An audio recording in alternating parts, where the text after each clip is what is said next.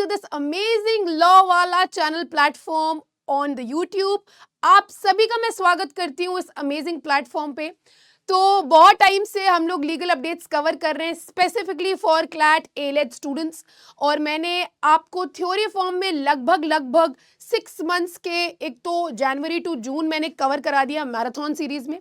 साथ ही साथ मैंने पर मंथ भी आपको थ्योरेटिकल फॉर्मेट में हम लोगों ने डिस्कशन करके, मतलब बढ़िया चार्ट के हम लोग ने लीगल अपडेट्स देखे कि भाई रिस्पेक्टिव हाई कोर्ट ने एक पर्टिकुलर पॉइंट पे क्या बोला, सुप्रीम कोर्ट ने पर्टिकुलर पॉइंट पे क्या बोला। तो ये सारी चीजें, जैसा कि आप सब जानते हो, हम सब जानते हैं बेटा, कि ये सारी चीजें आपके एग्जाम पॉइंट ऑफ व्यू से बहुत इंपॉर्टेंट हो जाती हैं। तो आपका सवाल ये होगा कि मैम इस पर्टिकुलर 30 डे मैराथन बैच पे क्या यूनिक हो रहा है, क्या डिफरेंट हो रहा है, क्या अलग हो रहा है जो हमें बेनिफिशियल हो सकता है फॉर आवर एग्जामिनेशन।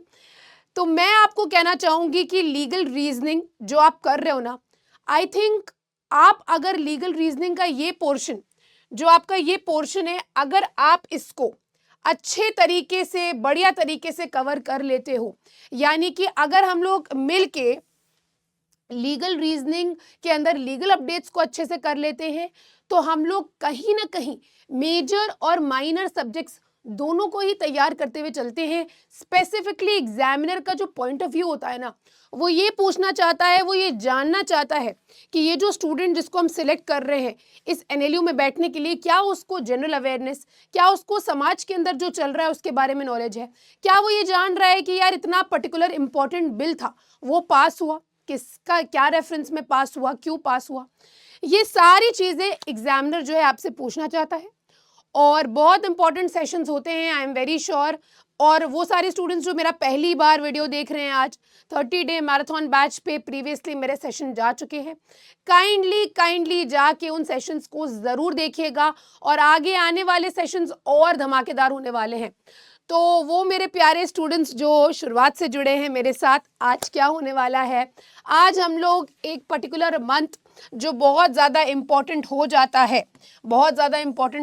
है, मई मंथ के लीगल अपडेट्स देखेंगे। बट नो थ्योरी हियर, बिल्कुल भी थ्योरेटिकल फॉर्मेट में नहीं, हम लोग यहाँ प्रैक्टिस करने वाले हैं उस पर्टिकुलर न्यूज़ की, उस पर्टिकुलर टॉपिक से रिलेटेड क्वेश्चन क्या बन सकते हैं, क्या बनना चाहिए, किस तरह से, किस कॉन्टेक्स्ट में ये पूछा जा सकता है, इसको कवर करेंगे।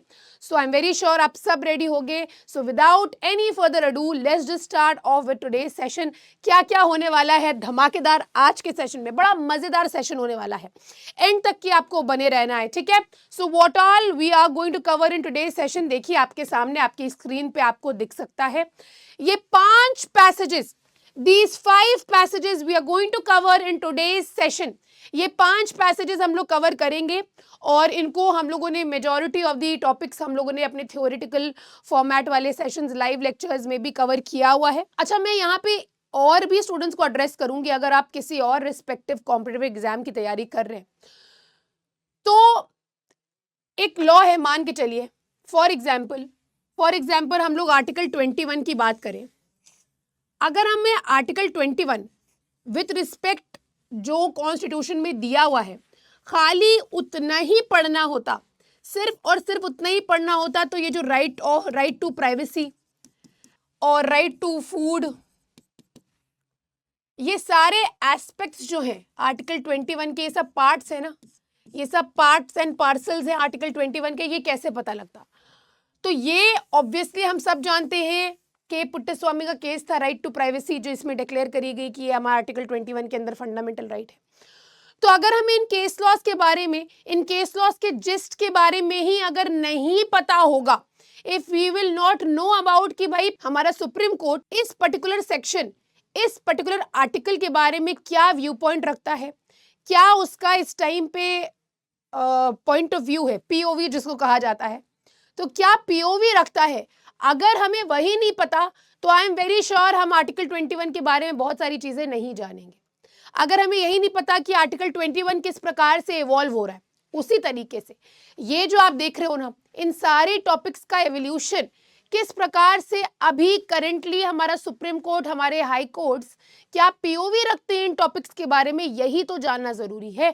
किस प्रकार से इन आर्टिकल्स को, इन सेक्शंस को इंटरप्रेट कर रही है जुडिशरी, ये हमारा पीओवी है। ठीक है, तो आज आप देख रहे हो कितना धमाकेदार सेशन होने वाला है। ये 5 टॉपिक्स हम लोग करने वाले हैं। सबसे पहले आप देख सकते हो section 13B HMA which talks about the mutual consent divorce. ठीक है, उसके बाद LG वर्सेस CM बहुत ज्यादा चर्चा में रहा। मई में ये मामला आता है सामने, सुप्रीम कोर्ट इस मामले पे डिसाइड भी करता है। उसके बाद एक important bill, digital India bill. Digital India bill अब IT एक्ट को हटाने के लिए आया है। IT एक्ट 2000 जिसको कहा जाता है बहुत पुराना हो गया है, तो इसके रेफरेंस में इसको भी देखेंगे।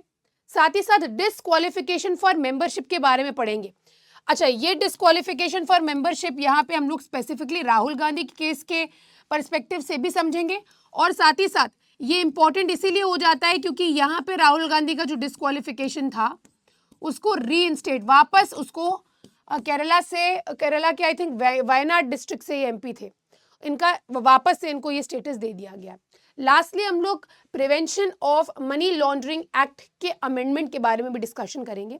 आपके लिए इनिशियली मैं क्वेश्चन रख देती हूँ, वो सारे स्टूडेंट्स जो मुझे देख रहे हैं करेंटली कमेंट सेक्शन में जरूर शेयर करिएगा कि ये जो prevention of money laundering act है, इसकी चपेट में पहला ऐसा व्यक्ति, या आप मान के चलिए प्रिवेंशन ऑफ मनी लॉन्ड्रिंग या मनी लॉन्ड्रिंग से रिलेटेड एक नया एक्ट पास किया गया था, और कौन था वो आप कहोगे बिजनेसमैन जो सबसे पहले चपेट में आया था। ये मैं बात कर रही हूँ 17-18 की, बताइएगा जरूर कमेंट सेक्शन में। और one of the biggest case laws, one of the biggest financial crisis जिसको कहोगे आप, लॉन्ड्रिंग का मैटर जो था, फाइनेंशियल लॉन्ड्रिंग का, बताइएगा कमेंट सेक्शन में।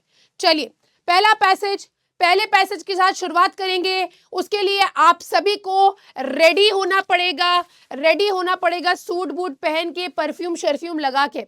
ठीक है, तो आई होप आप सब रेडी हो। तो पहला पैसेज आपकी स्क्रीन के ऊपर ये रहा। On May 1st, 2023, a constitution bench delivered a unanimous judgment in the case of Shilpa Sailesh versus Varun Srinivasan case. The bench held that the Supreme Court can directly grant a divorce on the grounds of irretrievable breakdown of marriage under Article 142 of the Constitution. The bench stated that the exclusive power granted to Supreme Court under Article 142 is to uphold justice, equity and good conscience. अगर आपको कभी भी देखने को मिले Supreme Court to do complete justice, अगर कभी भी आपको देखने को मिले तो आप समझ लो 142 का रेफरेंस है यहाँ पे। वैसे तो जस्टिस करने की पावर है सुप्रीम कोर्ट के पास, लेकिन एक एक्सक्लूसिव पावर सुप्रीम कोर्ट को दी गई to do complete justice. Clear? चलिए आगे आ जाइए। So the bench stated that the exclusive power of granted to the Supreme Court under Article 142 is to uphold justice, equity and good conscience. Article 142 is a unique provision that lets the Supreme Court to do complete justice in any cause, in any matter. Thus, the Supreme Court may go beyond the bounds of procedural and substantive law to achieve the ends of justice. Supreme court की इस power पे, 142 की power पे किसी की रोक नहीं, और सुप्रीम कोर्ट इस पावर को एक्सरसाइज करने में चाहे तो किसी को भी पाताल से खिंचवा सकता है। किसी एविडेंस को, किसी डॉक्यूमेंट को, किसी के कलेक्शन ऑफ एविडेंस से रिलेटेड, किसी की अटेंडेंस को प्रकर करने के लिए सुप्रीम कोर्ट जो चाहे वो कर सकता है। राजीव गांधी असैसिनेशन केस के अंदर जो पेरारीवलन का रिलीज हुआ, जो प्राइम अक्यूज था उस मैटर में, जो बैटरी लाया था बॉम्ब के लिए, उसको रिलीज किया गया 30 साल के बाद, और सुप्रीम कोर्ट ने आर्टिकल 142 के अंदर ही अपनी पावर को एक्सरसाइज किया था। कॉम्पनसेशन देने के लिए भोपाल गैस ट्रेजेडी के मैटर में सुप्रीम कोर्ट के पास पावर है जस्टिस करने की, लेकिन कंप्लीट पूर्ण जस्टिस करने की, पूर्ण न्याय करने की पावर 142 में अलग एक्सक्लूसिव पावर। एक्सक्लूसिव क्या होता है? अगर नाइकी का एक नया शू आया, एक नया मॉडल आया, आप कहोगे ये एक्सक्लूसिव है, अब ये खत्म हो जाएगा 1 महीने के बाद। ये सिर्फ और सिर्फ नाइकी ही लेके आता है, ये पावर सिर्फ और सिर्फ सुप्रीम कोर्ट के पास है। चलिए, लेकिन बेंच ने ये भी कहा कि ये जो एक्सरसाइज है is expected to be carried out with due restraint. आप कॉशियसली, पूरी सद्बुद्धि के साथ ही इस पावर को एक्सरसाइज करेंगे। The bench stated that the powers under article 142 should be exercised with responsibility while protecting fundamental, general and specific principles moving forward. Here, the fundamental general conditions of public policy refer to fundamental rights, secularism, federalism and other basic features of our constitution. हमारे संविधान के कुछ मूल ढांचे हैं, उनको भी मद्देनजर रख के आप इसको एक्सरसाइज करेंगे, उसको हार्म नहीं होना चाहिए है। Specific public policy principles should be understood as those expressed in a statute. किसी लॉ के अंदर अगर कुछ मेंशन्ड है उसको भी आप कंसिडर करेंगे। Supreme court can grant divorce under article 142। अब यहाँ पे आपको मैं एक ब्रीफ रेफरेंस देना चाहूंगी हिंदू मैरिज एक्ट का, एक ब्रीफ रेफरेंस दूंगी, इसको आप समझ लेंगे तो बहुत अच्छा रहेगा आपके लिए। देखिए, जो हमारे पूर्वज थे बेटा, वो हिंदू मैरिज को कंसिडर करते थे एज अ पता है आपको, एज अ सेक्रामेंट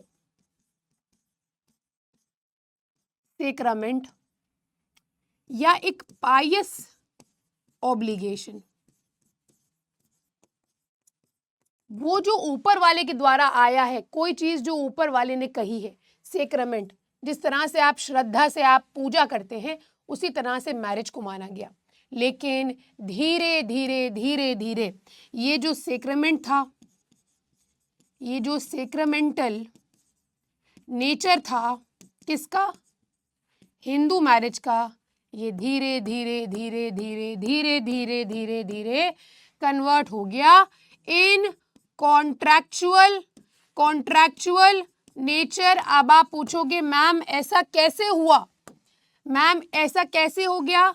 तो ये कॉन्ट्रैक्चुअल नेचर में किस तरह से शिफ्ट हुआ, जैसे आपने हस्बैंड और वाइफ दोनों को ये राइट दे दिया, ये राइट दे दिया कि भाई अगर आपका कोई डिसएग्रीमेंट है, अगर आप दोनों एक साथ नहीं रह पा रहे हो, अगर कुछ प्रॉब्लम्स निकल के आ रही हैं, तो आपके पास ये राइट है, यू हैव द राइट कि आप म्यूचुअली डिसाइड करके, एक दूसरे के साथ म्यूचुअली डिसाइड करके क्या करोगे, डाइवोर्स पिटिशन फाइल कर सकते हो। लेकिन ये चीज जो है, ये चीज पहले से हिंदू मैरिज एक्ट HMA 1955 में ये पहले से नहीं थी, ये बेटा ऐड किया गया by the way of amendment. ये अमेंडमेंट के माध्यम से इंसर्ट किया गया HMA के अंदर और म्यूचुअल कंसेंट की डॉक्ट्रिन को लाया गया।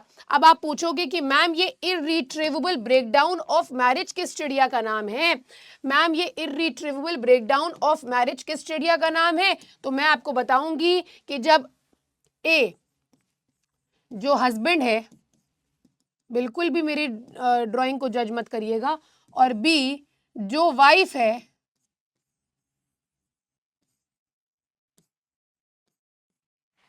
जो हस्बैंड और वाइफ हैं, जब दोनों एक साथ कैन नॉट, किसी भी हालात में कैन नॉट लिव टुगेदर, ये पता लगता है कि भाई ये दोनों किसी भी हालात में एक साथ नहीं रह सकते हैं, तो हम क्या कहेंगे, that their marriage has been broken down irretrievably. तो इसको कहा जाता है इर्रिट्रीवेबल ब्रेकडाउन ऑफ मैरिज, या आप कह सकते हो IBM। क्लियर? इसी के बारे में हम लोग अभी बात कर रहे हैं इस पैसेज के अंदर। तो अब आप बोलोगे कि मैम ये 142 कहां से आया, इसको अभी हम लोग समझेंगे, ठीक है? 142 कहां से आया, इसको अभी हम लोग समझेंगे। देखिए, तो यहां पे कहा गया, अच्छा यहां पे हमारा एक पैरा बच रहा था, देखिए, Section 13B of Hindu Marriage Act lays down the procedure for divorce by mutual consent by both the parties. This includes a cooling period of 6 to 18 months after making an application for divorce. If the application is not withdrawn between this period, इस समय के बीच में अगर application withdraw नहीं किया गया parties के द्वारा, the concerned court will continue proceedings and grant divorce. The bench held that under Article 142, the Supreme Court is not bound by these procedural requirements and can grant the decree before such period even when the main case is pending before a family court. Further, the Supreme Court can also grant divorce on the ground of irretrievable breakdown in the interest of justice, even one party opposes it. अब यहां पे क्या हुआ ये समझिए, देखिए। अब मान के चलो उन दोनों के द्वारा एक पिटिशन फाइल किया गया कोर्ट में, एक पिटिशन फाइल किया गया। तो पिटिशन फाइल करने के बाद बच्चा लोग एक कूलिंग ऑफ पीरियड का एक मेंशन किया गया है सेक्शन 13B के अंदर। क्या कहा गया है? Cooling of period. अब जैसे हमारे पिताजी को जब गुस्सा आता था तो हम लोग कहते थे कि ये रेड अलर्ट हो गया है। अब रेड अलर्ट हो गया है तो इसकी अच्छाई ये है कि एकदम टीवी सब बंद कर दिया जाए, किताबें खोल दी जाएं। किस लिए? अब गुस्सा किसी और चीज़ पे आ रहा है तो हम किताबें खोल के बैठ जाएं ताकि ये कूलिंग ऑफ पीरियड हो जाए उनके लिए और सारा गुस्सा हमारे पे ना उतरे। कुछ इसी प्रकार का कूलिंग ऑफ पीरियड यहाँ पे दिया गया है। हस्बैंड और वाइफ जब पिटिशन फाइल करेंगे, पिटिशन फाइल करने के बाद आपको रुकना पड़ेगा। और कब तक की रुकना पड़ेगा? मिनिमम 6 माह 6 से लेकर के 18 मंथ्स का कूलिंग ऑफ पीरियड दिया गया है। 6 to 18 मंथ्स का ये कूलिंग ऑफ पीरियड जो है इसके बारे में वर्णन किया गया है। अब आ जाता है सुप्रीम कोर्ट का रोल।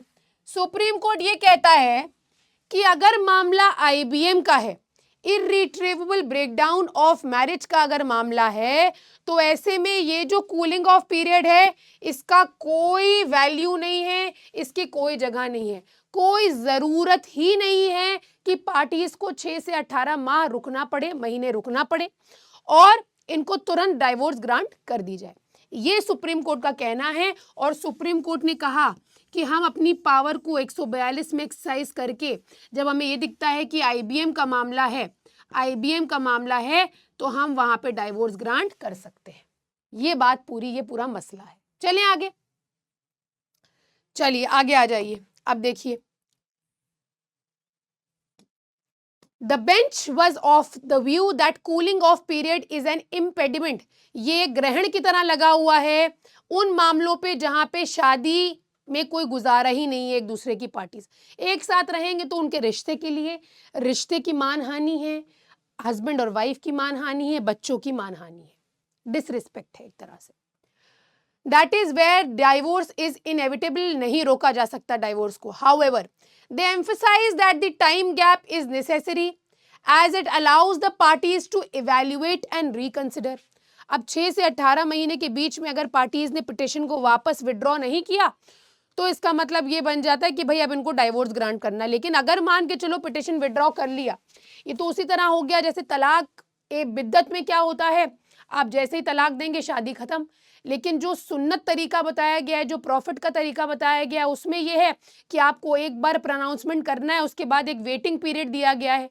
और अगर उस वेटिंग पीरियड में नहीं माना, आपने वापस से तलाक विड्रॉ नहीं करी, कोहैबिटेशन नहीं हुआ, फिर आप दूसरा प्रोनाउंसमेंट देंगे, फिर नहीं हुआ तो तीसरा प्रोनाउंसमेंट देंगे, उसके बाद कहीं जाके फाइनल होगी। लेकिन बिद्दत जो ना तो प्रॉफिट का सुन्नत में आता है और ना ही इसका वर्णन कहीं पे भी प्राइमरी सोर्सेज यानी कि कुरान में भी नहीं है, हदीस में भी नहीं है, तो इस कारणवश इसको अनकॉन्स्टिट्यूशनल भी डिक्लेयर किया गया, लेकिन सुन्नत तरीके को टच भी नहीं किया गया। उसी तरह से यहाँ पे है, अब आप कूलिंग ऑफ पीरियड में मान के चलिए अगर आप नहीं विड्रॉ कर रहे हैं तो डाइवोर्स इनएविटेबल हो जाएगा। लेकिन कूलिंग ऑफ पीरियड होना भी जरूरी है कि मान के चलिए अगर उस बीच हस्बैंड का दिमाग कूल ऑफ हो गया और उसने मान के चलिए विड्रॉ कर लिया, आपके मैरिटल बॉन्ड्स फिर से रिवाइव हो गए, तो इट इज गुड कि शादी एक रिश्ता बच गया। The period can only be waived when the court finds, अब इन मामलों में कोर्ट कहता है कि ऐसे मामले अगर हैं तो हमें कोई भी कूलिंग ऑफ पीरियड की रिक्वायरमेंट नहीं है।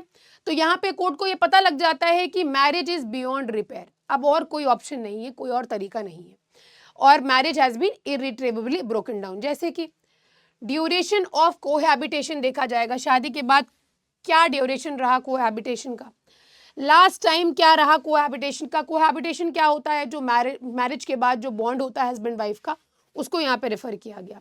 Thirdly, nature of allegations made by the parties against each other, husband wife के अगेंस्ट क्या एलिगेशंस लगा रहा है, वाइफ हस्बैंड के अगेंस्ट क्या एलिगेशंस लगा रही है, अटेम्प्ट कितना करा गया है डिस्प्यूट सेटल करने के लिए, a sufficiently long period of separation रहा दोनों ही पार्टीज के बीच में। ठीक है, तो ऐसे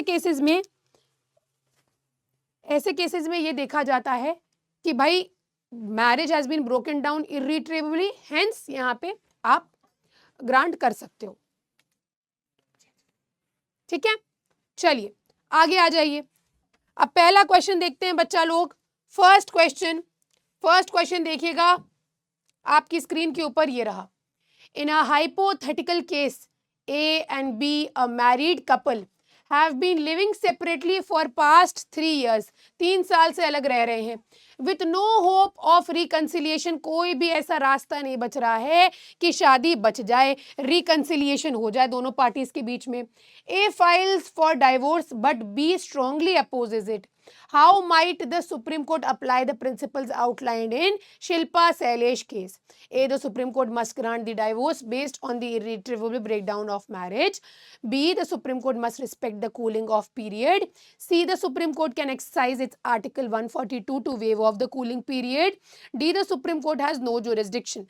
चारों ऑप्शंस को अगर आप देखेंगे तो आपको क्लियरली समझ में आएगा कि करेक्ट आंसर इसमें से क्या होगा। सुप्रीम कोर्ट अगर शिल्पा शैलेश के केस को अप्लाई करेगा तो करेक्ट आंसर ऑटोमेटिकली सी हो जाएगा। सुप्रीम कोर्ट आर्टिकल 142 की पावर को एक्सरसाइज कर सकता है और कूलिंग ऑफ पीरियड को वेव ऑफ करा जा सकता है। आगे आ जाइए, और यही करेक्ट आंसर है आपका see here is the correct answer of the question. ठीक है, Supreme Court can exercise Article 142 powers to waive off the cooling period and grant divorce in the interest of justice. In this scenario, Supreme Court can use its power. ठीक है, यही किया गया जो शिल्पा के case में किया गया। Question number 2 on your screen, here it goes. Imagine a situation where the Supreme Court is handling a divorce case under Article 142. The couple has been separated for 2 years and both parties agree to divorce. But the court finds that they have made serious allegations against each other. What factor should the court consider before making the judgment? A, mutual respect. B, the nature of allegations. C, the financial status. D the number of attempts made by the couple to reconcile. अब यहाँ पे Supreme Court जो major focus रहेगा, एक तो ये कि भाई कितने अटेम्प्ट्स हुए, ये तो है ही है, लेकिन इस पर्टिकुलर मैटर में ये देखा जाएगा कि जो एलिगेशंस कर रहे हैं क्या नेचर क्या है एलिगेशंस, क्या अर्जी फर्जी चल रहा है, मेरा कपड़ा नहीं निकालती, मेरा जूता नहीं पॉलिश करती, ये सारे अगर हस्बैंड्स के द्वारा एलिगेशंस हो रहे हैं तो ऐसे में अदर अप्रोच रहेगा सुप्रीम कोर्ट का। समझ में आया? तो यहाँ पे करेक्ट आंसर क्या होगा? यहाँ पे करेक्ट आंसर हो जाएगा बी, क्या नेचर ऑफ एलिगेशंस है। ठीक है, सेपरेशन हो गया है, separated for 2 years and both parties agree to divorce, तो ऐसे में पार्टीज के बीच में क्या एलिगेशंस किए गए हैं, क्या नेचर है, वो यहाँ पे देखा जाएगा। करेक्ट आंसर हो जाएगा B here would be the correct answer. Nature of allegations should be checked. Supreme Court should consider the nature of allegations made by the parties against each other before making a judgment, अगर IBM का मामला है। आ जाइए next question on your screen, here it goes. In a complex case, बड़ा complicated है, relationship, single, committed, complicated, तो यहाँ पे कॉम्प्लेक्स केस है। 2 individuals have been married for 20 years and they have lived separately for the last 5 years, 5 साल से अलग रह रहे हैं। They have not attempted any reconciliation and both parties agree that the marriage is beyond repair. However, one party has financial concerns and believes that a divorce would be detrimental to their financial stability and is not ready to sign the divorce paper, ready नहीं है एक party, can the supreme court intervene in this case, क्या supreme Court इस particular case में intervene कर सकता है? ऐसे मामलों में देखिए, A, no, Supreme Court cannot intervene because this is not IBM. B, yes, the Supreme Court can intervene under Article 142 to grant divorce. C, no, because the financial concerns of one party outweigh the IBM. D, yes, only with if both the parties agree to a financial settlement. सीधा सीधा question है बेटा, सीधा सीधा answer है, बिल्कुल supreme court intervene करेगा, अपने 142 की पावर को एक्सरसाइज करेगा. ठीक है, so here B would be the correct answer. ठीक है, देख लीजिए आप. Can intervene in this situation, Supreme Court can indeed intervene under Article 142 to grant divorce. Even if one party has financial concerns, the passage suggests that the court can exercise its power to grant a divorce on the ground of IBM in the interest of justice, even if one party opposes it. आगे आ जाइए. Next question on your screen, here it goes. In another hypothetical situation, a married couple has been living separately for 7 years. 7 साल से अलग रह रहे हैं. There is no evidence of serious allegations और financial disputes. कोई भी ऐसे serious allegations नहीं किए गए. क्या यहाँ पे सुप्रीम कोर्ट ग्रांट कर सकता है divorce under article 142? A, yes, the Supreme Court can immediately grant divorce based on the lengthy separation.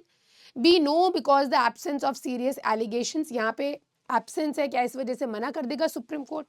C, yes, but the Supreme Court must wait until the cooling off period. D, no, because the couple should first attempt reconciliation. 7 साल से शादी है, शादी का नाम है सिर्फ, अलग रह रहे हो आप लोग, तो ऐसे में सुप्रीम कोर्ट क्यों नहीं अपने 142 की पावर को एक्सरसाइज करेगा? बिल्कुल. और यहाँ पे लेंदी सेपरेशन कारण हो सकता है तुरंत यहाँ पे डाइवोर्स देने का. कूलिंग ऑफ पीरियड कुछ नहीं, 7 साल से साथ ही नहीं रह रहे हैं. करेक्ट आंसर यहाँ पे हो जाएगा ए. Yes, the Supreme Court can immediately grant in this scenario where the couple has been living separately for 7 years and both the parties agree to divorce. Supreme Court can grant the divorce without the need to wait for the cooling off period. The primary factor here is lengthy separation. चलिए, last question इस passage का.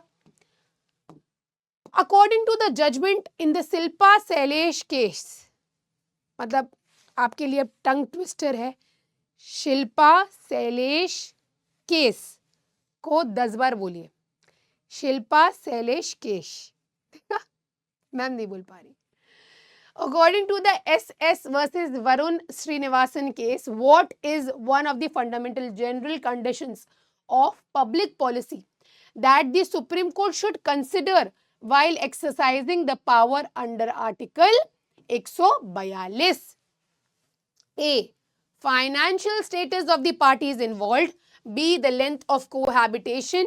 C, the nature of allegations. D, the fundamental rights and basic features of the Indian Constitution. Public policy के मामलों में आपको इसको भी मद्देनजर रखना है. और ये पर्टिकुलर जो आंसर है आप देख सकते हो यहाँ पे. The passage states that one of the fundamental general conditions of public policy is that the Supreme Court should consider when exercising its power under Article 142 is related to FR, secularism, federalism, etc. अब second passage हम लोग देखेंगे. Second passage आपकी screen के ऊपर ये रहा, देखिए. On 11th May 2023, the Supreme Court unanimously upheld the Delhi government's power over administrative services in the NCTD region, that is the National Capital Territory of Delhi. The bench emphasized the importance of a federal structure of governance where the civil servants through a chain of accountability must be held responsible to the electorate, the elected government. The union, insofar as any such matter is applicable to the union territories, the union vehemently contended that the words insofar as any such matter is applicable to UTs in under Article 239 AA limits the power of Delhi government to that of a union territory. However, the bench drew attention back to the Supreme Court's 2018 का decision concurring opinion by Justice D.Y. Chandrachud, which held that the powers of NCT will encompass all matters under the state and concurrent lists. However, this will not include 3 categories: public order, police, land. ये इसके अंदर included नहीं होगा। तो यहाँ पे ये चीज़ तो क्लियर कर दी गई कि आर्टिकल 239AA के अंदर जो पावर दी गई है, स्टेटस दिया गया है दिल्ली गवर्नमेंट को, उससे रिलेटेड यहाँ पे ये सुप्रीम कोर्ट ने जजमेंट दिया। आगे देखिए, और ये कहा कि जो एडमिनिस्ट्रेटिव पावर्स हैं, एडमिनिस्ट्रेटिव पावर्स किससे रिलेटेड, मैं बहुत बार बता चुकी हूँ इस पर्टिकुलर मैटर से रिलेटेड चीज़ें आपको, यानी कि जो ब्यूरोक्रेट्स होते हैं ना, जो पब्लिक ऑफिसर्स होते हैं, इनके अपॉइंटमेंट और इनके ट्रांसफ़र के मामलों में जो सीएम है, जो दिल्ली की इलेक्टेड गवर्नमेंट है, उनके पास एज सच कोई पावर ही नहीं होती बच्चा लोग। तो वही दिक्कत है अरविंद केजरीवाल की कि भाई काम तो आप दिल्ली में कर रहे हो, लेकिन आप डायरेक्टली होम मिनिस्ट्री के अंडर आ रहे हो, एलजी साहब के अंडर आ रहे हो। तो ये डिस्प्यूट इसी कारणवश है कि कोई इनके ऑर्डर्स का पालन ही नहीं करता, कोई इनके ऑर्डर्स को ही नहीं मानता एज अ सीएम। ठीक है, आगे देखिए, द लेजिस्लेटिव पावर्स। अच्छा, एडमिनिस्ट्रेटिव पावर्स सुप्रीम कोर्ट ने कहा कि हम इलेक्टेड गवर्नमेंट को देंगे दिल्ली के अंदर, लेकिन पुलिस, लैंड और पब्लिक ऑर्डर को छोड़ के बेटा वो पावर्स हम यहाँ पे एलजी के पास ही रखते हैं। ठीक है, the legislative powers of NCT government under article 239AA, जो दिल्ली की पावर को बताता है कॉन्स्टिट्यूशन के अंदर, must be guided by a broader principle of the constitution and not a narrower view. Federal structure का इंपॉर्टेंस मैं एक बार आपको बता दूं। फेडरलिज्म क्या होता है? फेडरलिज्म क्या होता है? जब पावर डिवाइडेड होती है between the centre and the states. Centre state की पावर में नहीं घुसता, स्टेट सेंटर की पावर में नहीं घुसती, दोनों इंडिपेंडेंटली काम करते हैं, सेपरेट सेपरेट काम करते हैं। इनको क्या कहा जाता है? इसको कहा जाता है फेडरलिज्म, फेडरल स्ट्रक्चर जो इंडिया के अंदर है। ठीक है, as per the supreme court decision 2018 का, the NCT's unique constitutional status under article 239AA makes it a distinct federal entity for the purposes of understanding the relationship between union and, यानी कि centre और दिल्ली की जो relationship है उसको understand करने के लिए। Article 239AA creates a asymmetric federal model with a union government at the center and NCT government at the regional level. The bench held that such an expansive interpretation of Article 239AA would further the basic structure of the federalism in the constitution. तो यानी कि कहीं ना कहीं ये कहा गया कि हमें इलेक्टेड गवर्नमेंट को जो है उस टाइम पे स्टेट के अंदर उसको कुछ ना कुछ पावर तो देनी पड़ेगी। Discretionary power of the lieutenant governor, यानी कि एलजी की कौन कौन सी पावर्स हैं? कोर्ट ने ये कहा कि the discretionary power of LG extends only to 2 classes of matters. 2 मामलों में मिलेगी। पहला देखिए, matters with deal with issues beyond the competence of Delhi legislative assemblies. वो मामले जो दिल्ली की लेजिस्लेटिव असेंबली जो है उसके बियॉन्ड जा रहे हैं, पब्लिक ऑर्डर, पुलिस और land. And when the president has delegated such a power to the LG, उन मामलों में एक्सरसाइज करी जाएगी power. Matters which by law require the LG to act at their discretion और where LG is exercising judicial और quasi judicial functions. Court ने ये कहा, court also limited the LG's power and functions under Chapter 4 of the Transaction of Business Rules, which allows the LG to exercise power in relation to NCT's administration. तो यहाँ पे LG के पास power थी कि वो NCT के administration में भी अपना कुछ ना कुछ फेरबदल कर सकता है। The bench held that the rules must be read in context with Article 239AA and Section 41, जहाँ पे एलजी की पावर को बताया गया है, of the Government of National Capital Territory of Delhi Act 1991. This implies that the executive power of the union, in absence of specific laws, extends only to 3 exceptions, that is police, land and public order. ठीक है, यही 3 exceptions निकल के आते हैं। If the parliament does pass a law on the union's power over NCT, then the LG's power will be modified to the same extent. पहला question. अच्छा, question से पहले मैं आपको बता दूं, सुप्रीम कोर्ट ने कहा आर्टिकल 239 को कोट करते हुए कि इलेक्टेड गवर्नमेंट जो है national capital territory of Delhi में, उनके पास लेजिस्लेटिव पावर भी हम दे रहे हैं, एग्जीक्यूटिव पावर भी दे रहे हैं सर्विस मैटर्स के अंदर। और ये कहा कि एलजी कहीं ना कहीं बाउंड हो जाता है by the act, by the aid and advice of the council of ministers of the national capital territory in relation to the matters within the legislative scope. अब यहाँ पे आप बाउंड रहोगे तो ये जो स्टेट लेजिस्लेटिव असेंबली है, sorry जो लेजिस्लेटिव असेंबली है दिल्ली की, उसके पास जो पावर है वो तो वही एक्सरसाइज करेगी, उसमें एलजी नहीं घुस सकते हैं। साथ ही साथ यहाँ पे अब पर्टिकुलरली इस जजमेंट के बाद बर्दाश्त नहीं हुआ और नहीं ये चीज़ लागू करनी थी, तो सेंटर ने क्या किया, एक ऑर्डिनेंस पास किया और यहाँ पे ये ऑर्डिनेंस दिल्ली लेजिस्लेटिव असेंबली को ये कहा कि यहाँ पे पावर नहीं होगी to legislate on the subject of services which come under the state list. ये सारी चीज़ें आप रीड आउट कर लीजिएगा, पावर ऑफ एलजी के बारे में बताया गया। तो ऑर्डिनेंस ने कहीं ना कहीं जो जजमेंट पास किया गया था उसको नलिफाई करने की कोशिश करी, एक स्टैट्यूटरी बॉडी बनाने की भी बात करी गई। पहला क्वेश्चन आपकी स्क्रीन के ऊपर ये रहा, in a hypothetical scenario the Delhi government wants to pass a legislation related to education and healthcare in NCTD. According to the Supreme Court's interpretation, which of the following best represents the court's view on this matter? अब देखिए, the Delhi government has exclusive power over the education and healthcare. B, the Delhi government cannot pass any legislation in these areas. C, the Delhi government can legislate on education and healthcare. Doesn't impact public order. D, the Delhi government's jurisdiction in these cases is subject to the union government's approval. ऐसे cases में जहाँ पे union को ही power है बनाने की laws, ऐसे में अगर दिल्ली गवर्नमेंट बनाएगी तो यहाँ पे यूनियन गवर्नमेंट का आपको सैंक्शन चाहिए होगा। तो यहाँ पे आप देख सकते हो करेक्ट आंसर क्या हो जाएगा, डी हो जाएगा। The passage states that the Delhi government has jurisdiction over all matters in the state and concurrent list except for 3 specific categories: public order, police and land. Education and healthcare will fall within the state list. Therefore, while the Delhi government can legislate on these matters, they are subject to union government's approval. यहाँ पे ये तो matter state list के अंदर आता है, ये जो मैटर है एजुकेशन और हेल्थ केयर ये स्टेट लिस्ट का मैटर है, लेकिन यहाँ पे जो पर्टिकुलरली दिल्ली गवर्नमेंट के अप्रूवल की रिक्वायरमेंट होगी।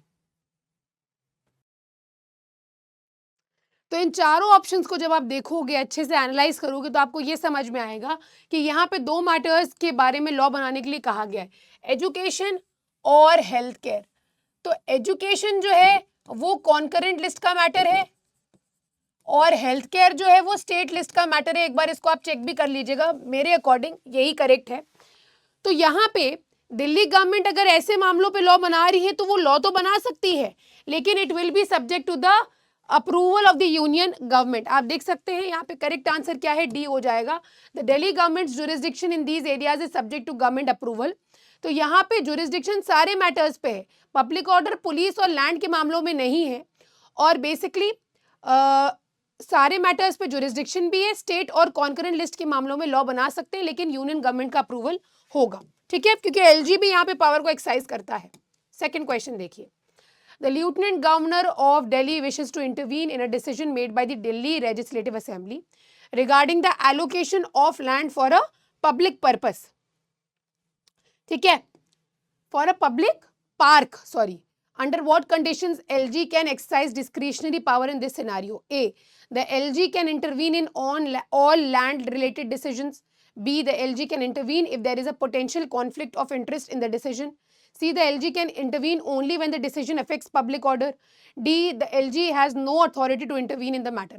अब यहाँ पे आप एक चीज को ध्यान दीजिएगा, मैटर क्या है, कॉज क्या है, allocation of land for a public park. तो ऐसे मामलों में एलजी अपनी डिस्क्रिशनरी पावर को एक्सरसाइज कर सकता है तब जब किसी भी पर्टिकुलर इंटरेस्ट में कोई कॉन्फ्लिक्ट निकल के आता है, तो ऐसे में एलजी जो है अपनी पावर को एक्सरसाइज कर सकता है और इंटरवीन भी कर सकता है। तो करेक्ट आंसर यहाँ पे देख लीजिए क्या होगा। According to the passage, LG's discretionary power can extend to 2 classes of matter. One, when there is a potential conflict of interest. This allows LG to intervene if the decision involves a conflict of interest. तो यहाँ पे एक चीज तो clear है कि अगर किसी मामले पे कॉन्फ्लिक्ट ऑफ इंटरेस्ट निकल के आता है, ठीक है, wishes to intervene in a decision made by the Delhi Legislative Assembly regarding allocation of land for a public park, तो यहाँ पे एलजी इंटरवीन करके पूछना चाहता है कि आपने पब्लिक पार्क के लिए ये लैंड क्यों दी।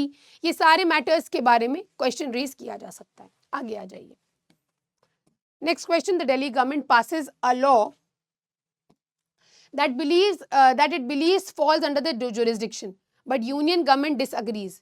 तो यहाँ पे what recourse does the Delhi government have according to the Supreme Court's ruling? A, the Delhi government can challenge union government's decision in the Supreme Court. B, the Delhi government must abide by the union government's decision without challenging. C, the Delhi government can appeal to the president to resolve the disagreement. D, the Delhi government can unilaterally enforce its legislation without government's consent. तो यहाँ पे मैं आपको बता दूं correct answer जो है वो सी हो, मतलब किसी मैटर्स में तो बिल्कुल हो सकता है. Can appeal to the president to resolve, passage के अंदर ये मेंशन्ड है कि cases of disagreement Delhi government can appeal to the president. President's involvement is a mechanism to resolve such dispute between the Delhi government and the union government. अब यहाँ पे ये चीज आपको देखने को मिल सकती है और ये इन्फ्रेंस आप ड्रॉ कर सकते हो. तो करेक्ट आंसर यहाँ पे क्या हो जाएगा? C would here be the correct answer. आगे आ जाइए, आगे आ जाइए. अब देखिए question number 9. The Delhi Legislative Assembly wants to make a new law related to maintaining public order. How does the Supreme Court interpretation impact this scenario? अब यहाँ पे public order के मामले पे law बनाना चाहते हैं. A, the Delhi Legislative Assembly has full authority to pass laws on public order. B, the Delhi Legislative Assembly cannot pass laws related to public order. C, the Delhi Legislative Assembly can pass such laws, can only suggest public order. अब यहाँ पे देखो 4 option है. सीधा question का सीधा answer होना चाहिए. आपने पढ़ लिया, अब आपको पता है करेक्ट आंसर क्या होगा. 3 मामले मैंने आपको बताए, पुलिस, लैंड और पब्लिक ऑर्डर के मामले हैं. तो यहां पे करेक्ट आंसर क्या हो जाएगा? बी करेक्ट आंसर हो जाएगा. नहीं बना सकता दिल्ली लेजिस्लेटिव असेंबली. आगे आ जाइए. इस पैसेज का बेटा लास्ट क्वेश्चन देखिएगा. In the absence of specific laws passed by the parliament, what is the extent of executive power that the union government can exercise in the NCTD according to Supreme Court's interpretation? A, the union government has complete executive authorities in all matters. B, the union government's executive power is limited to public order, police and land. C, union government can exercise executive power in all the matters of state and concurrent lists. D, the union government's executive authority is subject to approval by the president. Correct answer क्या होगा? B correct answer हो जाएगा. हम लोग कई बार देख चुके हैं, इसमें कोई डिस्प्यूट नहीं है. चलिए आगे आ जाइए बेटा. नेक्स्ट पैसेज आपकी स्क्रीन के ऊपर आने वाला है, passage number 3. Here it goes. बहुत इंपॉर्टेंट बिल के बारे में हम लोग डिस्कशन करेंगे. The digital India bill. The Digital India Bill 2023 is set to replace India's existing IT Act 2000. This new legislation has been designed to establish comprehensive oversight over India's digital landscape. जो भी पूरा digital system फैला हुआ है ना भारत के अंदर, और बहुत सारे लोग हैं बेटा जो इंटरनेट यूज करते हैं, तो बहुत सारी चीजें इसके अंदर, बहुत सारे फीचर्स हैं, इनको देखेंगे. Right.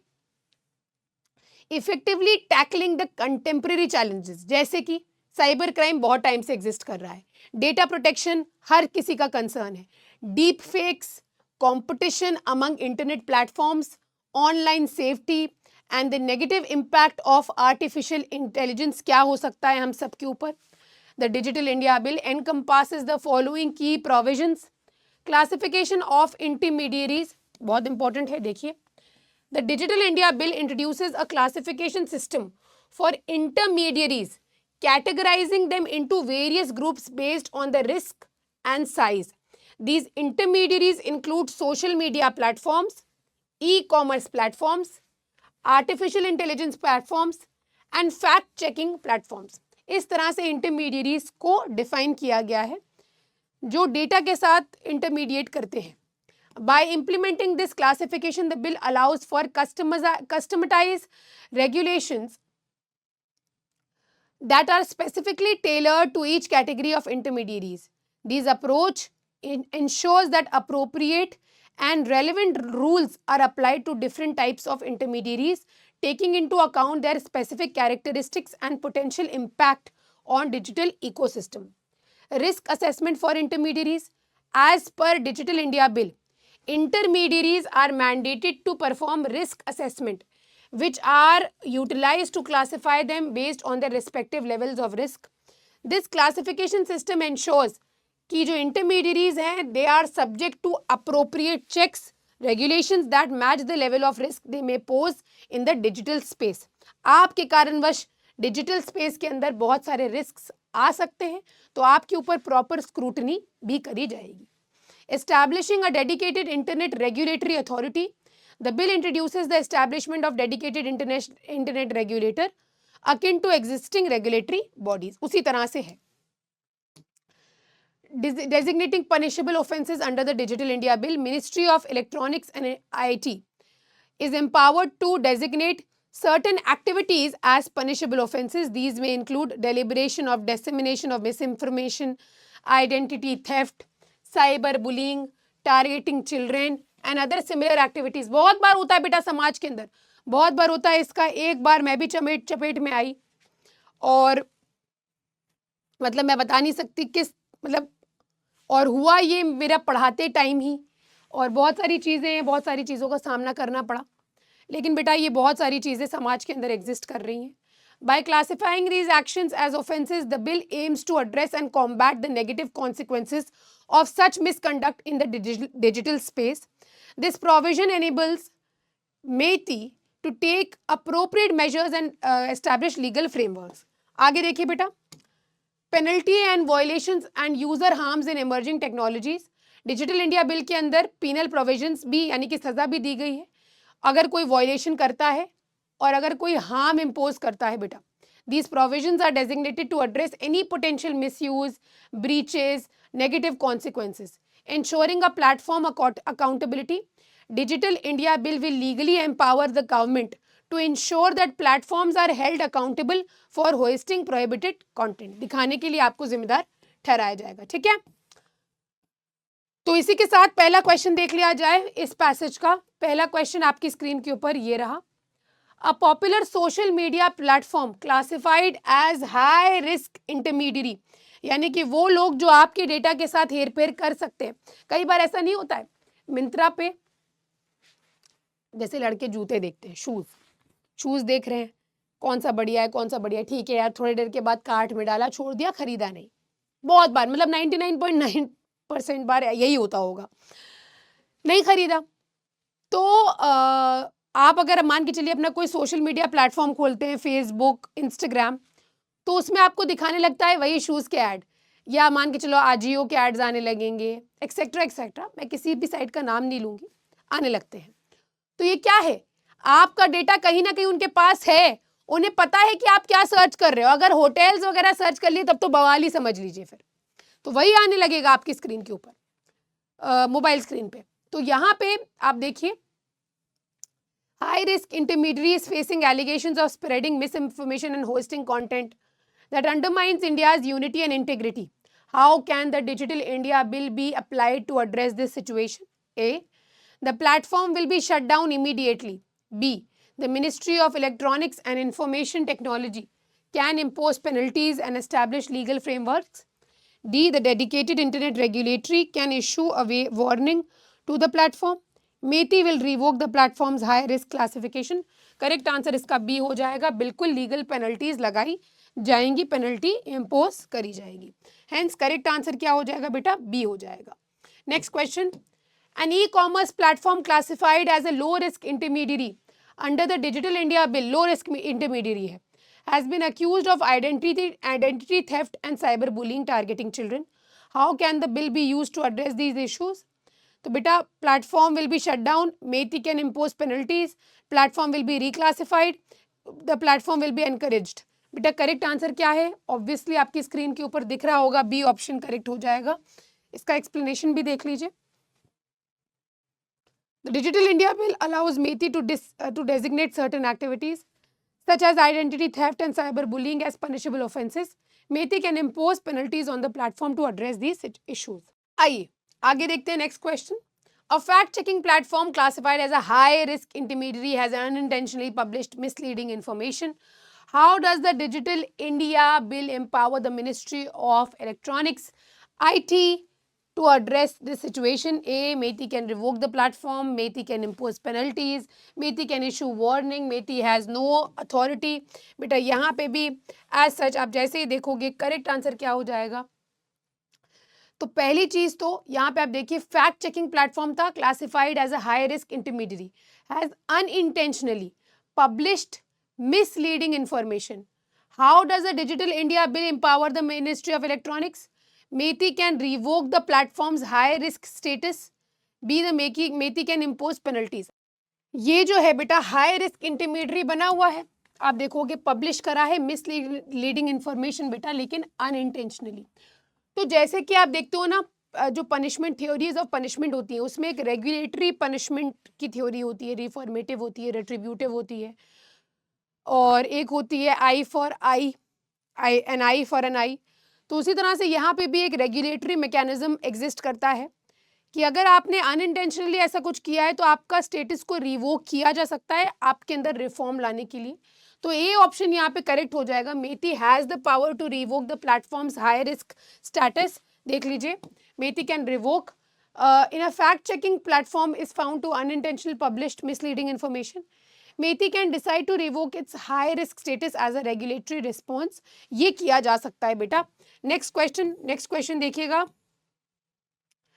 A generative AI platform is accused of producing deep fake content and harms individuals. How does Digital India Bill addresses this situation? तो बेटा जैसा कि हमने देखा हुआ है कि सज़ा, पनिशमेंट, पीनल पनिशमेंट, ये सारी चीज़ें एग्जिस्ट कर रही हैं। AI platform will be shut down. Digital India Bill contains no provision. The bill introduces penal provisions to tackle violations related to AI generated content. D, the AI platform will be exempted from all regulations due to innovative nature. Correct answer यहाँ पे क्या होगा? Correct answer यहाँ पे सी हो जाएगा। Absolutely correct है, penal provisions introduce किए हैं और इसके वजह से सजा भी हो सकती है। आगे आ जाइए, आगे आ जाइए बेटा, नेक्स्ट क्वेश्चन देखते हैं। A small e commerce platform classified as a high risk intermediary, छोटा ई कॉमर्स प्लेटफॉर्म है बिजनेस से related, under the Digital India Bill neglects to perform a required risk assessment, what consequences this platform may pose? क्या consequences हैं? It will be subject to stricter regulations and penalties, it will be exempted, it will be reclassified, it will be offered government incentives.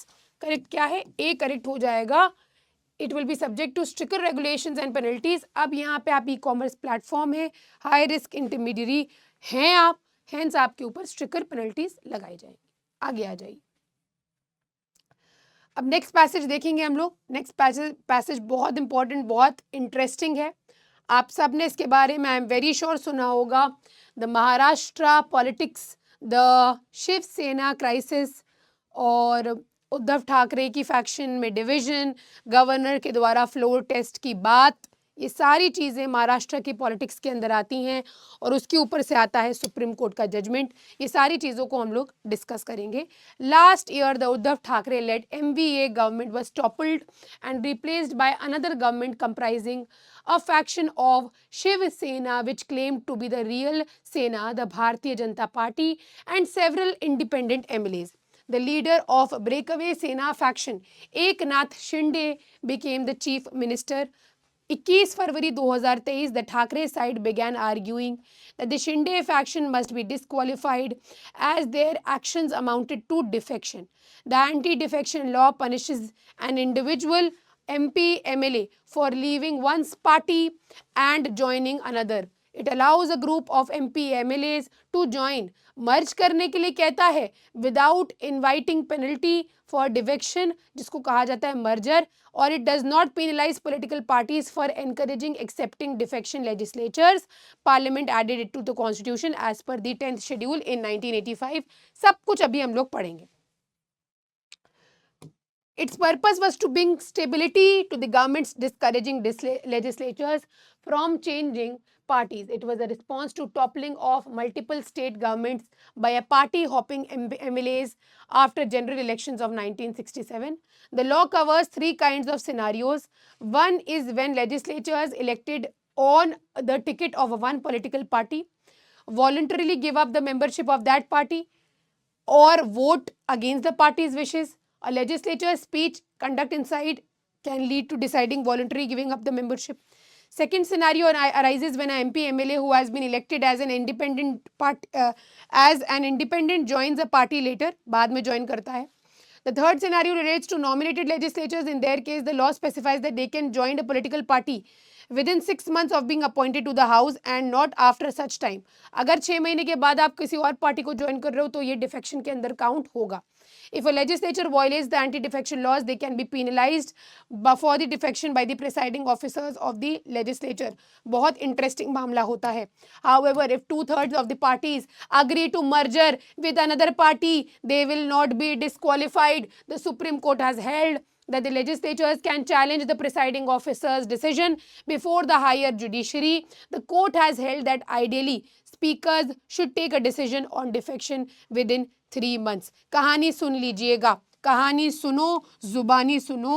मुझे defection हुआ था, हाँ defection हुआ था। देखिए मामला क्या है, मामला यह है कि भाई एक्स मिनिस्टर है,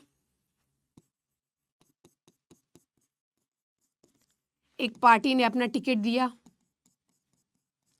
उस टिकट से आप खड़े हुए, आपको लोगों ने वोट दिया, आप बन गए मंत्री। अब आप मान के चलिए उस पार्टी जिस पार्टी ने आपको टिकट दिया था उस पार्टी के अगेंस्ट वोट करते हैं। असेंबली के अंदर ये पता लग जाता है कि आप जिस तरह की बातें करते हो, जिस तरह के आप वोट डाल रहे हो, उससे ये समझ में आ रहा है कि आप कहीं ना कहीं पार्टी के अगेंस्ट जा रहे हो, आप वॉलंटरी गिव अप कर दे रहे हो मेंबरशिप, किसी और पार्टी को ज्वाइन कर रहे हो। तो ऐसे सारे मामलों में कहा जाता है कि ये डिफेक्शन के अंदर होगा, डिफेक्शन के अंदर काउंट होगा और आपको पेनलाइज किया जाएगा, आपको पेनल्टी आपके ऊपर इम्पोज करी जाएगी। लेकिन एक चेंज होता है बेटा, एक चेंज आता है कब? 1985 के अंदर। जानते हो क्या हुआ? 10वां शेड्यूल इंसर्ट किया गया हमारे संविधान के अंदर। जब 10वां शेड्यूल हमारे संविधान के अंदर इंसर्ट किया गया तो उस 10वें शेड्यूल ने ये कहा कि जब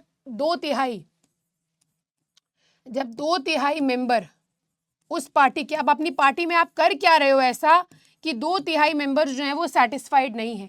जब 2/3 मेंबर्स जो हैं उस पार्टी को छोड़ के किसी और पार्टी को ज्वाइन करते हैं, मान के चलिए ABC पार्टी को छोड़ दिया और ज्वाइन करी XYZ पार्टी, तो ऐसे में क्या ये डिफेक्शन होगा कि या क्या ये मर्जर होगा? क्या ये डिफेक्शन होगा? क्या ये मर्जर होगा? इस बात का जवाब आप लोगों को देना है, ठीक है। अच्छा, लास्टली हम लोग यहाँ पे राहुल गांधी के डिस्क्वालिफिकेशन से रिलेटेड भी चीज़ों को देख लेंगे, क्योंकि डिस्क्वालिफिकेशन तो ऐसे ही बात करी जाती है। 2 मामले होते हैं अगर हम लोग डिस्क्वालिफिकेशन की बात करें। डिस्क्वालिफिकेशन की अगर हम लोग बात करें तो पहला डिस्क्वालिफिकेशन के कारण, द ग्राउंड्स लिख लो दोस्तों, ग्राउंड्स लिख लो। तो पहला तो हो जाता है बच्चा लोग article 102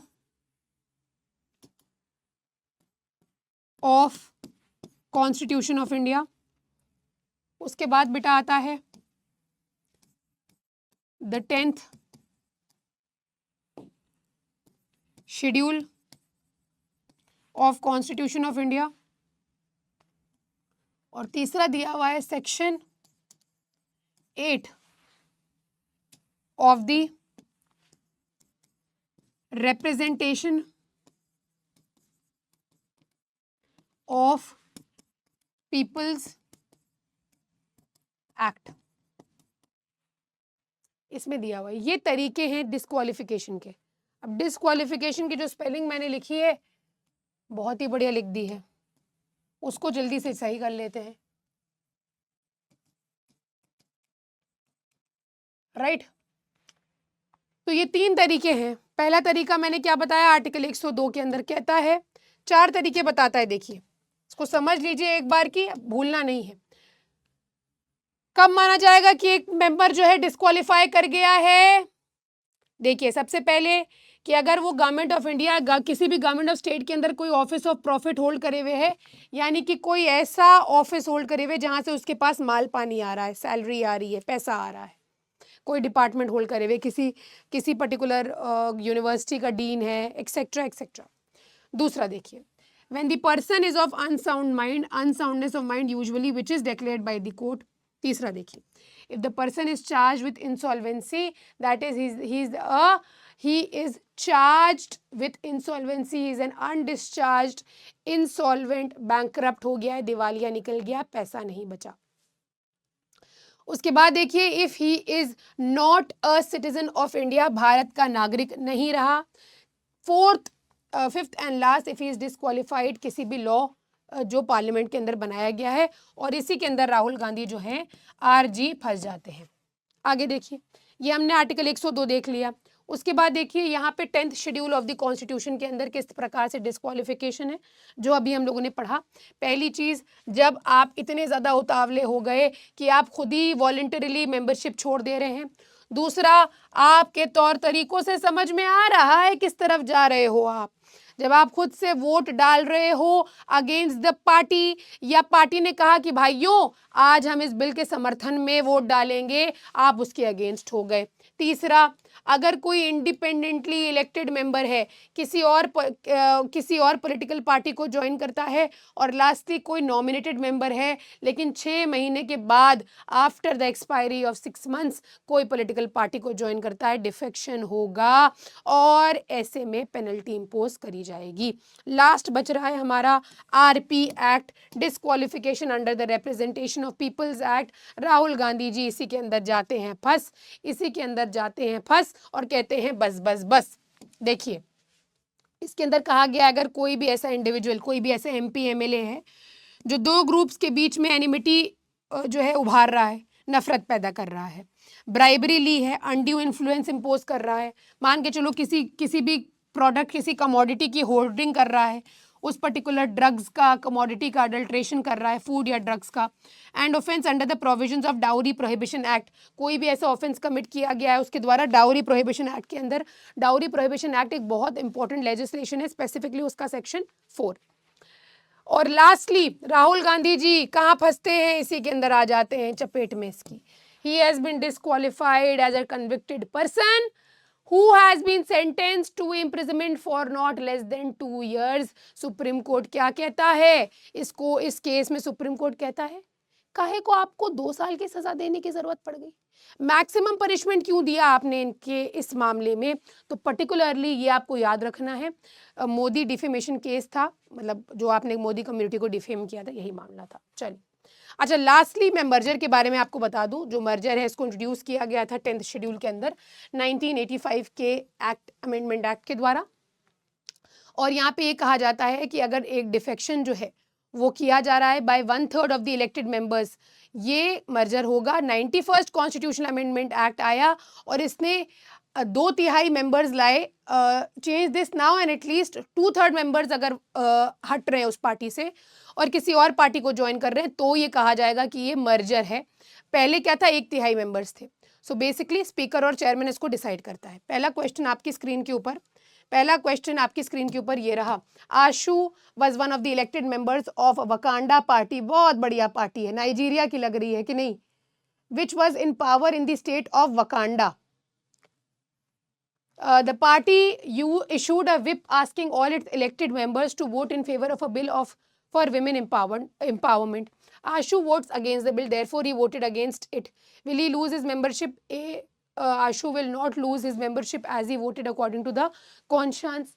B, Ashu will lose his membership as he defied with the party whip. Party के whip ने जो कहा उसके अगेंस्ट बोला। C, the anti-defection law does not apply. D, the Ashu's vote does not matter as the bill was passed by a majority vote.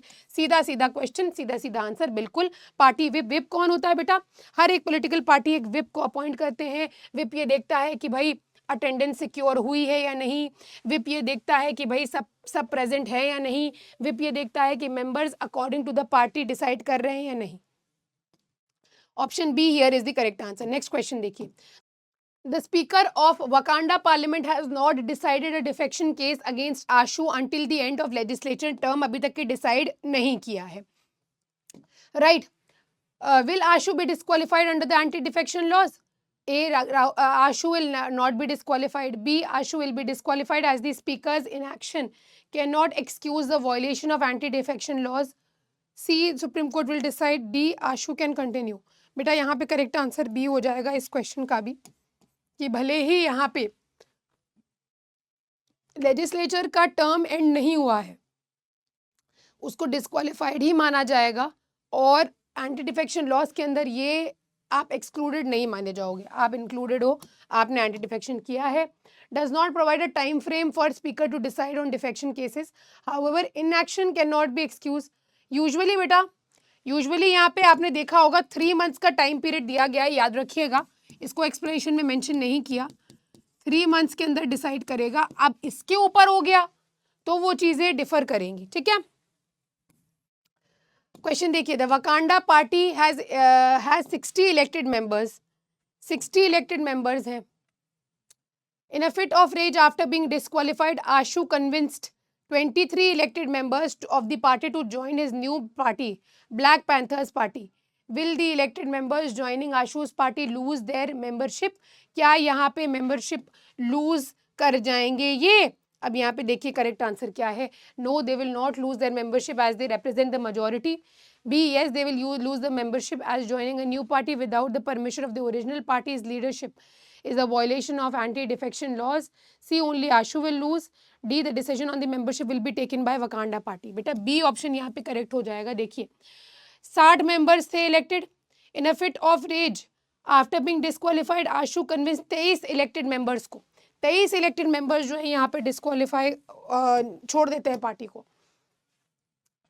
तो basically यहाँ पे आप देखेंगे B is correct as the anti defection law prohibits legislature from joining a party without permission of original party's leadership. The fact that 23 elected members joined Ashu's new party is a violation of law and they will lose their membership as a result. ये correct answer हो जाएगा आपका B. और यहाँ पे आप थोड़ा सा ना 2/3 और 1/3 वाला भी अप्लाई करके देखिएगा बेटा, 2/3 और 1/3 वाला भी अप्लाई करके देखिएगा और कमेंट सेक्शन में अपडेट करिएगा। चलिए, if Ashu convinces 20 more members to join his new political party, will your answer change? अब यहाँ पे क्या आपका आंसर चेंज कर जाएगा? तो बेटा यहाँ पे A, no, the members joining Ashu's party will still have their membership. B, no, the members joining Ashu's party will lose their membership. C, yes, the members joining Ashu's party will retain their membership as they have crossed the figure of 2/3. और यहाँ पे ये क्या होगा बेटा, जब 2/3 members हो गए तो ये डिफेक्शन नहीं, ये मर्जर है, ये डिफेक्शन नहीं, ये मर्जर है, ठीक है। This option is correct because if Ashu convinces 43 or more members to join his new party, they will not lose their membership under the anti-defection laws because it allows a group of MP MLAs to join another political party without inviting penalty for defection. 2/3 members agree करते हैं। चलिए, last question इस particular passage का। The anti-defection law was introduced in India to discourage legislatures from changing parties and to bring stability to the government. Reason, the law allows a group of MP MLAs to join another political party without inviting penalty. Both assertion and reason are true and the reason is correct explanation. B, both assertion and reason are true but the reason is not the correct explanation of the assertion. C, assertion is true but reason is false. False but true. Assertion कहता है anti defection law introduce किया गया था discourage करने के लिए, लोगों को पार्टी चेंज करने के लिए और स्टेबिलिटी लाने के लिए। और यहाँ पे एंटी डिफेक्शन लॉ अलाउ करता है ग्रुप ऑफ एमपी एमएलए। क्या इस असर्शन का रीज़न ये है, क्या ये जो लॉ पास किया गया था इसका रीज़न ये है कि यहाँ पे अलग दूसरी पार्टी ज्वाइन कर सकते हैं विदाउट इन्वाइटिंग पेनल्टी? नहीं, ये बाद में ऐड किया गया अमेंडमेंट के द्वारा। हेंस यहाँ पे बी ऑप्शन जो है मेरे अकॉर्डिंग बी ऑप्शन करेक्ट है। आइए करेक्ट आंसर देख लेते हैं। जी हाँ, बी ही करेक्ट आंसर है। Assertion says that the anti-defection law was introduced in India to discourage legislatures from changing parties and to bring stability to the government is true. However, the reason given that the law allows so and so, ये आप देख लीजिएगा। अब next देखिएगा, passage बहुत important है, ध्यान दीजिएगा, very very important passage. Last passage आपकी स्क्रीन के ऊपर ये रहा बच्चा लोग, लास्ट पैसेज आपकी स्क्रीन के ऊपर ये रहा। The Revenue Department of Ministry of Finance, Government of India notified 2023 amendment to the Prevention of Money Laundering Maintenance of Record Rules 2005 by inserting clause CBA. Group को define किया गया है, group has been defined to have the same meaning as in section 286(9)(e) of the Income Tax Act 1961. Same definition है which reads as under, क्या होता है group? Group includes a parent entity and all the entities in respect of which the reason of ownership or control, a consolidated financial statement, financial reporting purposes, 1 is required to be prepared under any law for the time being in force or the accounting standards of the country or territory of which the parent entity is resident. 2 would have been required to be prepared had the equity shares of any enterprise were listed on a stock exchange in the country or territory with which the parent entity is resident. तो यहाँ पे group को define किया गया है. इसके बहुत ज़्यादा डिटेल में आपको जाने की रिक्वायरमेंट नहीं है. एनपीओ को हाँ ज़रूर देख लीजिएगा. ये एनपीओ क्या कहा गया है इस एक्ट के तहत. Definition of NPO has been amended to mean any entity और organisation constituted for religious or charitable purposes as referred to in section 2 subclause 15 of the IT Act 1961 and registered as a trust or society under the Societies Registration Act. तो इसको माना जाएगा as an MPO और any similar state legislature और company registered under section 8 of companies act 2013. The addition of income tax is totally new. Certain amendments have been carried out in Rule 9 deals with client due diligence. ठीक है. और देखिए बेटा, Rule 9 subclause 3A controlling ownership interest. यहाँ पे क्या मतलब है? Ownership of entitlement to more than 10% shares or capital or profits of the company. ये कहा जाएगा. Rule 9(3)E where the client is a trust, the identification of beneficial owners shall include identification of the author of the trust. कौन है? Trustee कौन है? Beneficiaries with 10% और more interest, इसको भी एग्जामिन करना होगा. And any other natural person exercising ultimate effective control over the trust through a chain of control और ownership. Rule 9 subclause 6(4) where the client is a company, it shall for the purposes of sub rule 1 submit to the reporting entity the certified copies. ये सारी आधार number, pan.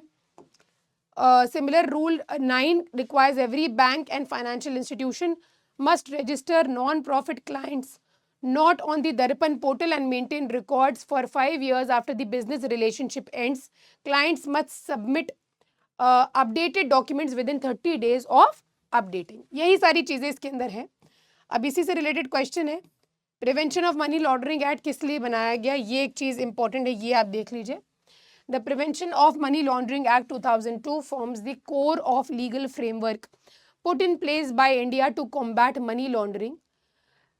The act and the rules भी बेटा, rules भी important है. Notified there under came into force with effect from July 1st, 2005.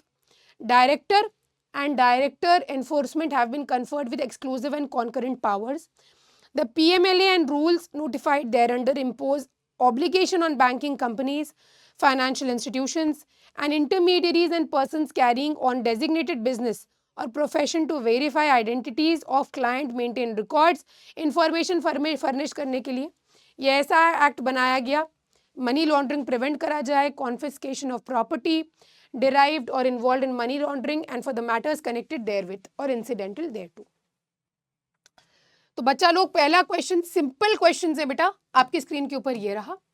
Given the 2023 amendment to the prevention of money laundering maintenance of record rules 2005, how does the redefined term non-profit organization impacts the entities fall under the categories of the term compliance and registration?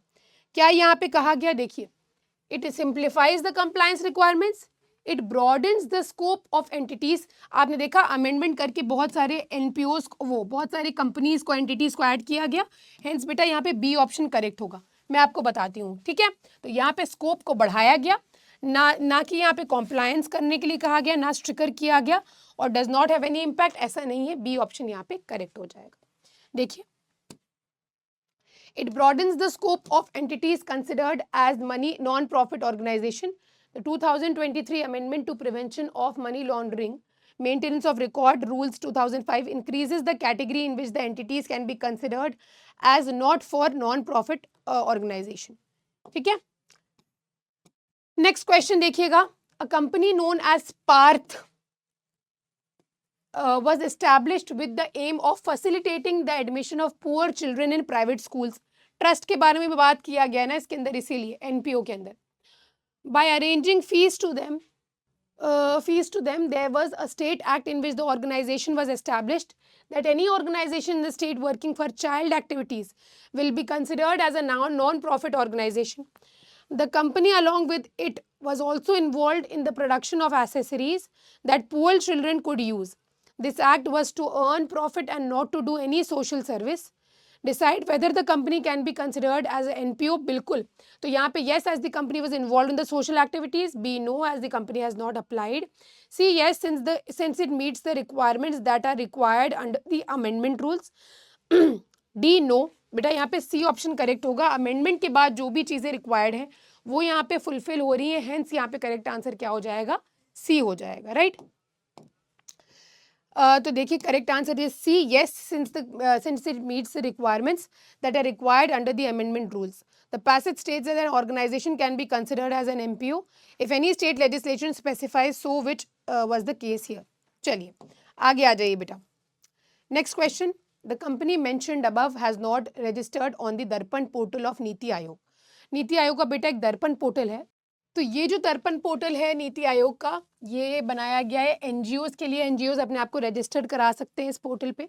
2015 में बहुत बड़ी change किया गया था और नीति आयोग को add किया गया था. प्लानिंग कमीशन एंड हुआ था बेटा.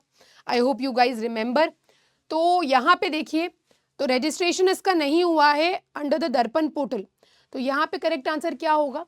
द रजिस्ट्रेशन ऑन दर्पण portal is necessary as it is a financial organization. B, registration is only compulsory if their clients are non-profit organization. C, the organization is a non-profit organization, so registration is important. D, the registration is not compulsory as it is meant for a non-profit organization that are clients of banks or similar entities. तो यहाँ पे आप कर तो सकते हो, registration compulsory as such नहीं है. तो यहाँ पे D करेक्ट आंसर हो जाएगा. Rule 9A requires every banking company, financial institution, intermediary to register their details of a client which is a non-profit organization and not already registered on the Darpan portal of Niti Aayog. Hence, such a registration is mandated for the bank or financial institution and not for NPOs. ठीक है? तो correct answer यहाँ पे D हो जाएगा. Question देखिए. Assume a non-profit organization undergoes a change in the board of trustees. Trustees को change कर रहे हो आप. The organisation promptly updates the reporting entity within 2 months as mandated by Rule 99B. What are the legal implications of this update for both the client and reporting entity? The update ensures compliance with the rules.